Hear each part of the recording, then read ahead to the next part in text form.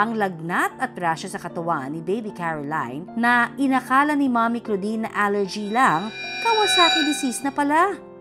Ang initial diagnosis niya ay hand, foot, and mouth disease. Ang sabi ng doktor, viral infection lang. So pinauwi kami. Kinabukasan, sinugod ko ulit siya sa ospital, sa ER. Kasi tingin ko yung rashes niya ay mas pula tapos mas madami buong katawan niya. So natakot ako na baka mahirapan siyang huminga or masarahan yung airway niya dahil sa rashes niya. Ang Kawasaki disease ay isang rare o hindi pangkaraniwang sakit na tumatama sa mga batang 5 taong gulang pababa. Ang sakit na ito nagdudulot ng pinsala sa puso at sa mga blood vessel o ugat sa buong katawan. Hinala tungkol sa mga sakit na to ay genetics o sa lahi. Kasi kadalasan puro Asyano ang tinatamaan ng mga sakit na to. Karaniwang nagsisimula ang sintomas sa simpleng lagnat.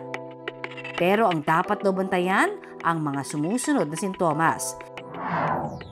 Lagnat na tumatagal ng higit sa 5 araw, namumulang mata na walang muta, nagbibitak na labi, pamamaga ng kamay at paa, at rashes sa katawan. Mga komplikasyon ng Kawasaki disease ay sa mga maliliit nating mga ugat. At kasama na doon yung pinaka-importanteng ugat ng puso natin. Maaari hong siya masira at maglalambot ho siya at maaari hong pumutok o magbara sa kalaunan ng panahon. Ayon sa eksperto, hindi pa raw tukoy ang sanhi ng Kawasaki disease. Pero maagapan ito kung magiging alisto tayo sa sintomas. Medyo matagal na yung sakit na yan. Ang problema lang, hanggang ngayon, hindi pa namin alam kung saan siya nagsisimula at saan siya magtatapos. Anong sanhi niya ay hindi pa rin na-discover hanggang sa ngayon.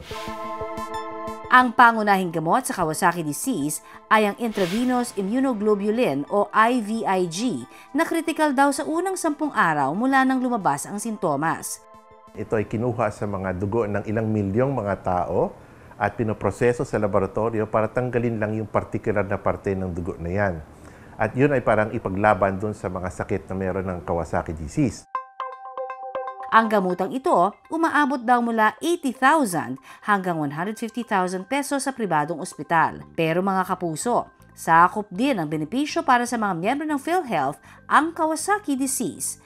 Sa mga government hospitals, may mga pagkakataon makakuha ng partly na libre ng immunoglobulin. Hindi ho buo, pero nakakatulong ho kasi alam natin napakamahal ho ng gamot na yan.